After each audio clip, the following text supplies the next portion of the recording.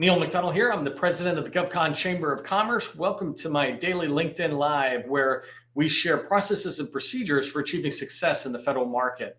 I've spent 20 years as a small business owner after I got out of the Army, doing this exact same thing that many of you are doing, whether you're a small business owner or some level of sales within the federal space. And since 2018, I've been teaching through the GovCon Chamber of Commerce that government contracting, it's not a secret, it's just a process. And part of that process is understanding what's going on in business development and planning your day. And that's what we're going to talk about today, how to structure your day for maximum success in the federal sales, right? And this could actually be applicable to anybody in pretty much any part of your life, but certainly in anybody in sales. But my focus is always federal government contracting sales.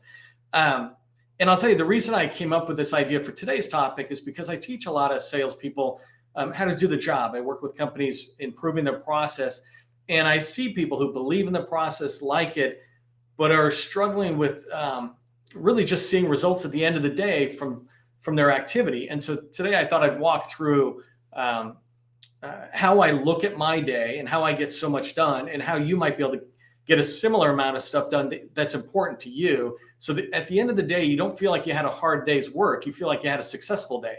You got stuff done that you were aiming to get done. So I'm going to flip over and share a slide. Do me a favor, in the comments, put just let me know, name of your company and your core competency. I like this. It takes me 7 to 70 times to have it in my mind. But also, there's people who are on these calls or watch the video replays who might see your comment and see what your company does. Yesterday, I thought I saw Cropper FS, a cybersecurity company, saying, that they were highlighting they do cybersecurity. Things like that really help people latch on to, if they're looking for a teammate that does a certain thing, they know what you do. So put that in the comments so we know who you are. Let me share my screen. Give me 2 seconds here to just pop this up.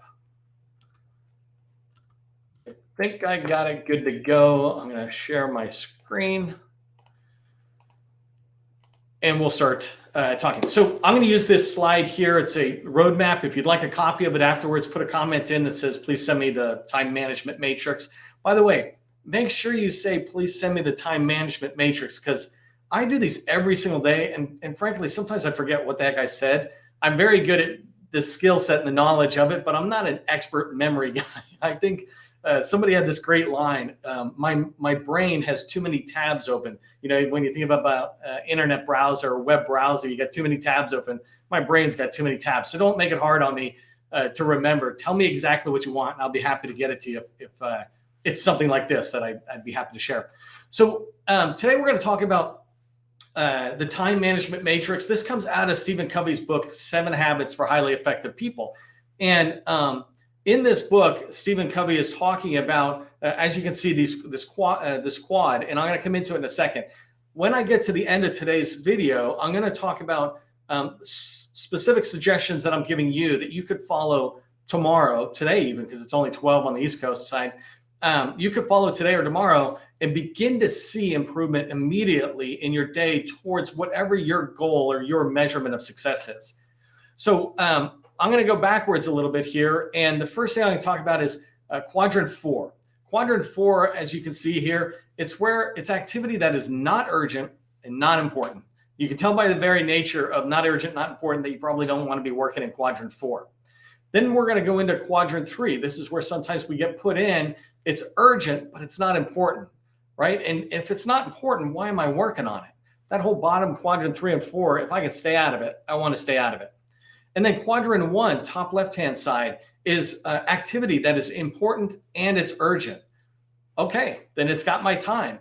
What I want to do, though, is not live my life on a sense of urgency, right? I don't mind urgency when it demands, but having every single day have a sense of urgency tends to bring up my anxiety. It makes it hard for me to, just have a well-balanced life. I've heard this work-life balance. Don't overthink it. Instead, think about work-life balance being sometimes urgency, most times not. And most times not means playing in Quadrant 2 over here on the right. Quadrant 2 are activities that are not urgent. There's no rush, there's no time deadline, etc., but they are important. This is the planning quadrant. It's the most important quadrant, and it's where I want to encourage you to go in order to achieve success each day in what you're doing.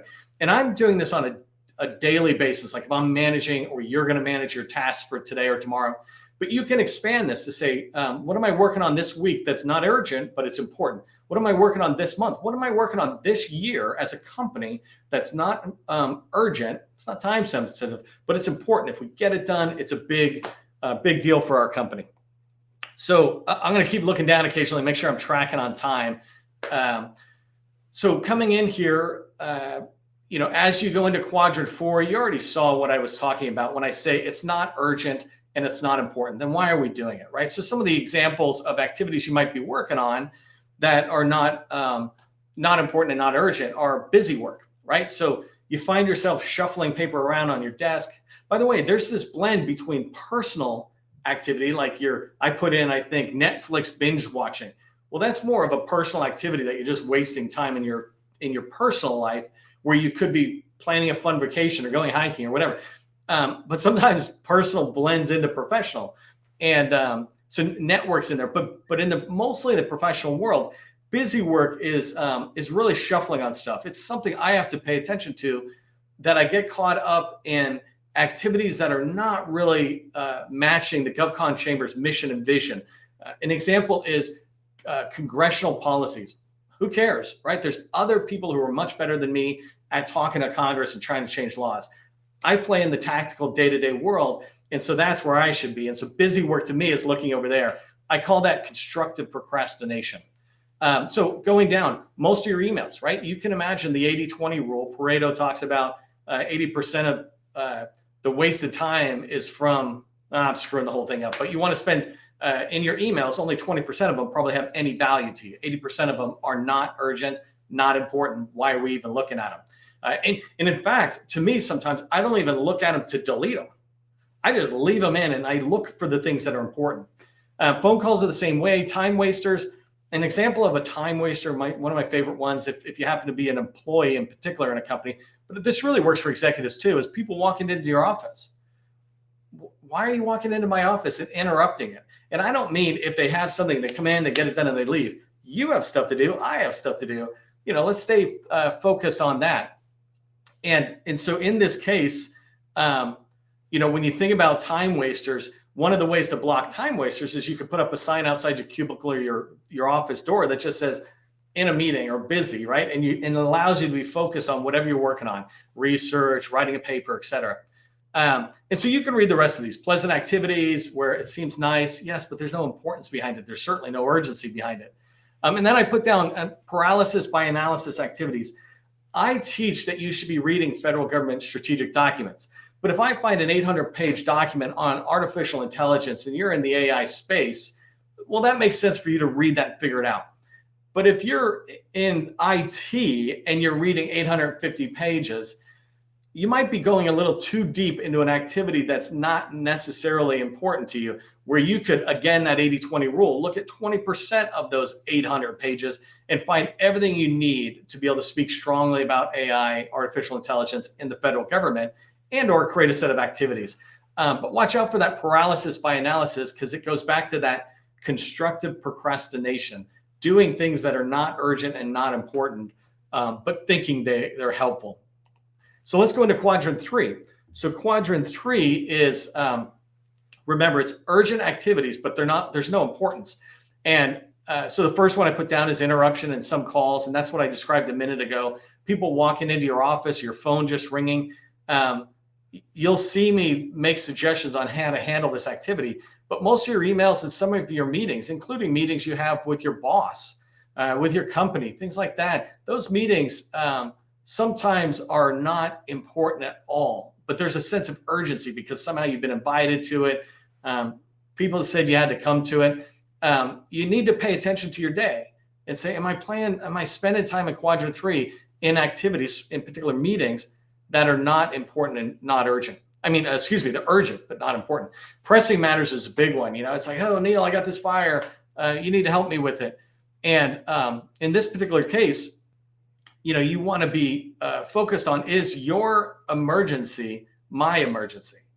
And, clearly I have a family. If my family has an emergency, their emergency is mine. But if I got a colleague and they got an emergency, I'm like, look, does this really need to wait? It's your sense of urgency perhaps is not accurate. And I put in a couple of examples here of other things that could fall into quadrant 3, not important, but they're urgent. Urgent in this case just means they're time blocked. They're a meeting or something. So OSDBU events are one of my biggest ones. I don't really think there's any value in a company going to an OSDBU event. OSDBU's events, in my experience, typically are they really just waste your time. And I know I'm gonna cause some commenting in there and people saying something, but an OSDBU event, and keep in mind what an OSDBU is: the Office of Small Business, Small and Disadvantaged Business Utilization. So that office at that level is very far away from the small business specialists who are dealing with the contracting officers and the program offices, right? So OSDBU events are these things where they want to outreach to hub zones and outreach to veterans. And the reason I say they're not overly valuable is because once you've been to one, you've been to all of them. They talk about their organization, they give some stuff. Well, all of that could be done in a single video and given to industry so that you don't have to drive, fly, or attend some event, even if it's virtual, right? And the other thing is, if you're so new that you find the OSDBU events so exciting, then maybe you really need to be going to a PTAC counselor and getting guidance on how do I get started in GovCon space. Matchmaking is something similar. And it's really important to understand this distinction. I mean matchmaking for you, the small business in particular, a small business attending matchmaking. I think that is a urgent because it's time blocked, but not important task. And I'll tell you why in a minute. But I do think it's an important task for the agency, because the agency is trying to put the word out. The reason I say that it's not valuable to you is because it's a hit or miss. I mean, there's some places like Virginia PTAC just hosted a matchmaking event, and they were so disciplined about having the small business and the agency align, right? And so the agency had the ability to reject it, and the small businesses had the ability to understand who was going to be there and choose it. So that, that one was very disciplined and it was great. But the reason I say it's not overly important to you is because matchmaking is about sitting down and talking to somebody for 10 to 15 minutes. Why not schedule a 30 to 60 minute meeting with the very people you want to meet with? And so that's a whole different video, and you can find them out there, but don't wait for a matchmaking event and consider that doing business development and you're doing outreach. Instead, determine the 5 or 20 people you want to call, set up a meeting, especially if it's small business specialists. Almost every single one of them will be happy to schedule a meeting with you, and you could schedule all the ideal ones you want to do in a single day. Okay, so let's go into quadrant 1. Quadrant 1 is where you have to play when you're working, right? You have to be in there. This tends to be customer driven. If you're in the services side business, the government getting back, if you're on a team on an opportunity and the team, the prime contractor has a data call or something saying, hey, we want you to write to our proposal, et cetera. Those kind of things are necessary. They're important and you have to do it and they're urgent. Some of the other ones, so I talked about deadline-driven projects, right, at that bottom bullet. That one's a proposal as an example. Hey, we're trying to write this proposal. You need to respond to data calls. Pressing problems that come up, whether they're on your team or with a customer, et cetera. And so you can understand that there's a level that's in there. In sales, we should have far fewer quadrant 1 activities than if I was in service delivery, or what some people call operations.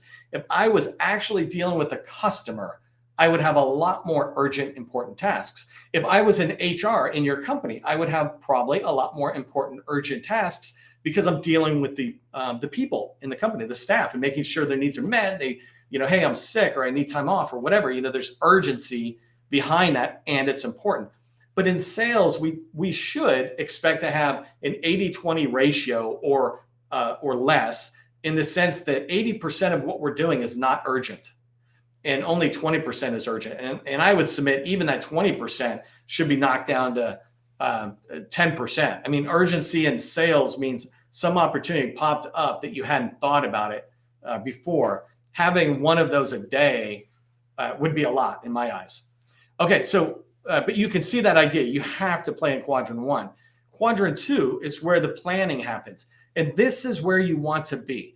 When you're operating in quadrant 2, not urgent, but important, it means you have all the time in the world to get something done. And when you get it done, it'll move forward. So business development sits in quadrant 2. And business development means knocking on the agency door, reading their strategic plans, getting to know the agency more, understanding which vendors are in there. So researching that agency and seeing who you might team up with, what contract vehicles do they have, all that kind of stuff that's in business development, identifying opportunities, reading forecasts, those activities in business development, which all lead to identifying a single opportunity. Those are very much quadrant 2. There's no timeline on it, but it's very important we do it. If we do it, then we will start growing a presence within that agency to be able to support their mission. And that leads right next to the next part of sales, which is capture. If you have an individual opportunity and you're chasing that opportunity down over a period of weeks, months, or even sometimes years, then those activities are not time sensitive. Capture should not be urgent. If you're doing capture and it's urgent, I would argue it's because you're really doing proposal development and calling it capture. Like somehow the timeline has been completely crunched. And that happens to us, right? I've got opportunities. I'm working with people that are next month and you're still doing kind of fast-paced capture activity. Well, that is now in quadrant 1. If I let myself slide there, it's quadrant 1. I just need to review my pipeline to make sure most of the activities, the opportunities I'm pursuing are actually in quadrant 2, meaning they are not urgent. If they're urgent, it's quadrant 1. And so capture activities, chasing down challenges, trying to have a program office meeting, all that stuff is not urgent, but it's very important to the opportunity development. And same thing with proposal development. You can see that, you understand this. An example of proposal development to me is while you're in this long capture activity roadmap or life cycle, you could be starting to do proposal development. If you're doing proposal development within that capture, kind of parallel to capture, well, now you're in the not urgent, but it's important because we want to win this opportunity. So we want to write the best proposal. Now it allows me to be able to focus on, trying to identify challenges and then begin to think about how to write to those challenges. Maybe as a proposal manager, proposal writer, I can begin to absorb some of the government documents, see how they talk about their requirement or their need and match that up to what I planned on writing or what the solutioning team plans on writing, et cetera. And again, proposal writing can be in quadrant 2, right? That's the ideal place. It's not urgent, but it's important. And then at some point, proposal writing will absolutely move into quadrant 1. It is time blocked. It's due on June 5th, and we got to get it going. So that just happens. And some of you with contract vehicles, that's the nature of contract vehicles sometimes, is you get a 10-day turnaround time. A task order on a contract vehicle drops, you got 10 days to write a response and get back. There's no quadrant 2 there. That's in quadrant 1. Capture and business development, they should be chasing that in quadrant 2. So you can see a couple of these other ones. Relationship building is definitely a important part of sales, but it's not urgent. And so sometimes we forget about it because we're so busy with quadrant 1. And process improvement is something to keep in mind. I am anti killing salespeople's mojo from making us do massive administrative tasks, data entry, all this kind of stuff. Don't mess with a salesperson's momentum and make us feel like, geez, I'm just having to keep entering stuff on computers. We are salespeople. We need to be out there developing relationships. That's a different type of a job. But we salespeople need to recognize that just because we don't have we don't need to burden ourselves with the administrative overhead tasks. We do need to be professional about it. And sales is a profession and sales is a process. So looking at your capture or business development or proposal activity, every day you could be looking at that saying, am I doing things that are process improvement? When you do that, you not only are improving the activity you're doing, but you're doing stuff that begins to pull you out of quadrant, well, forget about 4, but quadrant 3 and 1. So I hope that makes sense. I'm not looking at the chats till I get to the end, but I'll try to save some time there. What I want you to do is if you have questions about this, let me know in the chat and I'll see if I can save time for that. I'm going to go here now. I just described these 4 quadrants, right? And where we want to spend our time in quadrant 2. I'm going to talk about a day in the federal sales, reversing the way I just talked to you. So I started with 4 and worked my way back to 2. Now I want to talk with 2 and go back to 4 because If you're only going to do one thing, do quadrant 2. If you're going to do a second thing, do quadrant 1. So let's go ahead and get into this. Here's some examples of what you might do tomorrow for quadrant 2, what you might plan, right? And I always talk about what's one thing I will do. If you've heard me talk before, you've heard me mimic, I think there's a book out there called The One Thing, but a lot of people have talked about this over the years, decades, is you need to focus on one thing. Well, in this scenario, I want you to always focus on at least one thing from quadrant 2. Quadrant 1 and 3 will take care of themselves, but quadrant 2 requires your help. And so some examples are, go get one piece of agency data. I just did an event this week about Nywick Atlantic, and Nywick Atlantic did an industry day, 100 plus slides in there, and I only got through 33 on the LinkedIn Live presentation. But in there was so much information. So I could get that piece of information. I might even say, okay, I got it, I'm done. Tomorrow, I'm going to do a fast review. And maybe the day after that, I'll begin to think about what are my action items. So you don't need to get it and turn it into a 2-hour task. But to get a piece of new piece of agency data, it'd take you an hour or less to find something like that. Second bullet I have here, perform one step forward on an opportunity. So this relates to capture. The first bullet related to business development. Second one relates to capture. When you look at capture, and I use Jira, by the way, if you're familiar with Jira, to break down capture tasks in the same way that Agile software development does it. In Agile software development, we aim for 2 to 4 hour tasks, meaning, hey, developer, don't do anything that takes longer than 4 hours. If it takes longer than 4 hours, break it down. Well, it's the same thing here, except where I say 1 to 2 hours for capture tasks. A task should never take more than 2 hours. If it takes more than 2 hours, break it into 2 tasks. So this second bullet is perform one step forward on an opportunity. If I know I'm going after an Air Force opportunity, I might the task might be something as straightforward as picking up the phone, calling the contracting officer saying, hey, I was trying to find the performance work statement, PWS, for the last award. Can't find it on the internet. Could you send it to me? Whatever it is, right? I just pulled a random task. But when I do that, I can sit there and give myself credit at the end of the day saying I had a successful day because I moved this opportunity forward. I did this business development activity.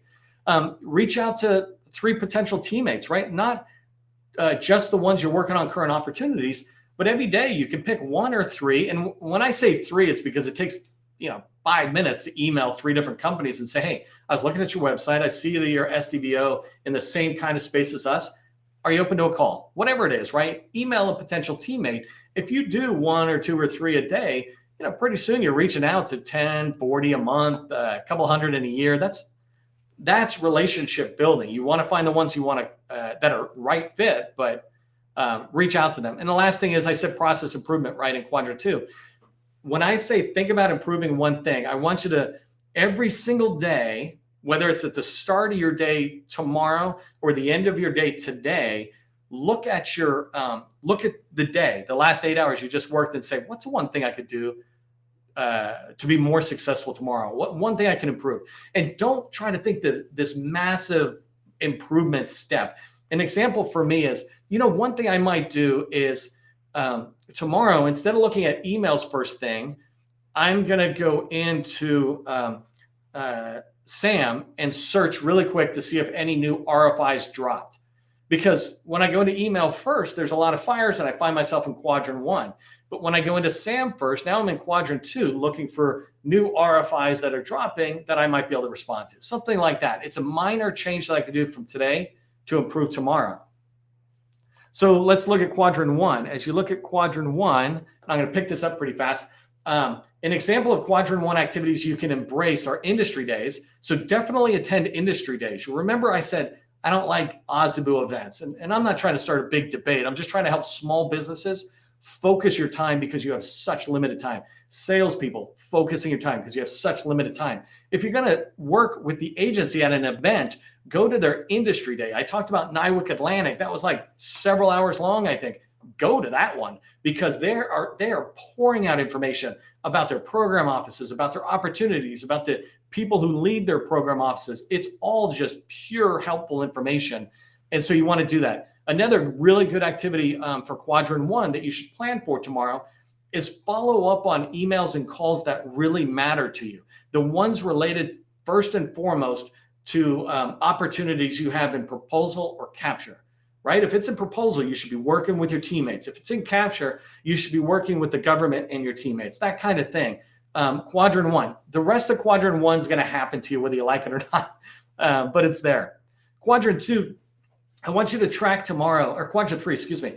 Quadrant 3 tomorrow, I want you to track all the meetings you attended today, tomorrow, all week, and begin to get out of those meetings. Go to your boss and say, look, do I really need to be in this meeting? Somebody could send me summaries, etc. But don't just say, I don't want to be at that meeting. I think I could spend my time better knocking on the Air Force door and moving some of those opportunities forward that are worth $1 million or $10 million or $100 million. Would you rather me be selling, boss, or would you rather me be sitting in a meeting that really has nothing to do with me?